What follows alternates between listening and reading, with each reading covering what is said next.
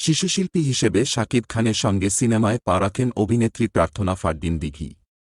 বর্তমান সময়ে চিত্রনায়িকা হিসেবে নিজেকে প্রতিষ্ঠিত করেছেন তিনি। কাজ করেছেন এ সময়ের বেশ কিছু নায়কের সঙ্গে। সম্প্রতি গণমাধ্যমকে দেওয়া এক সাক্ষাৎকারে নানা বিষয়ে কথা বলেছেন দিঘি। সাক্ষাৎকারে ঢালিউড অভিনেতা শাকিব খান ও জায়েদ খানকে নিয়েও কথা বলেছেন এ অভিনেত্রী। কেন শাকিবের সঙ্গে বর্তমানে কাজ করা হচ্ছে না দিঘির? এমন প্রশ্নের উত্তরে অভিনেত্রী জানিয়েছেন শাকিব খানের সঙ্গে রোমান্স করতে চান না তিনি। রোমান্স না করার বিষয়টি ব্যাখ্যা করে দিঘি বলেন, শাকিব আঙ্কেলের সঙ্গে চাচ্চু আমার চাচ্চু সিনেমা হয়েছে। মানুষ আমাকে সেভাবে দেখেছে। ওই জায়গা থেকে মনে হয় শাকিব আঙ্কেলের সঙ্গে রোমান্স করা আমার জন্য ঠিক হবে না।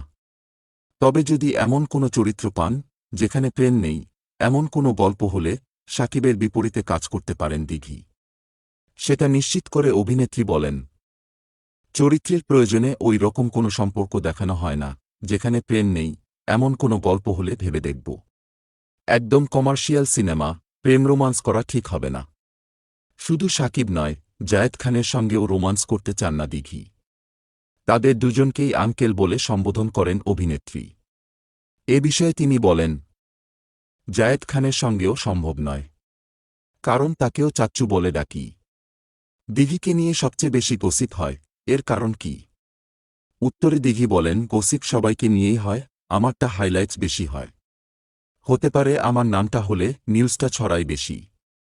আমি মনে করি আমার নামে একটা রিউমার আসলে অনেকে টিআরপি পাচ্ছেন। তখন বোঝা যায় আমি আলাদা। এজন্যই আমার নামটা ব্যবহার করা হচ্ছে। প্রার্থনা ফারদিন দিঘি বর্তমানে কাজ করছেন চিত্রনায়ক সিয়াম আহমেদের বিপরীতে জঙ্গলি সিনেমায়।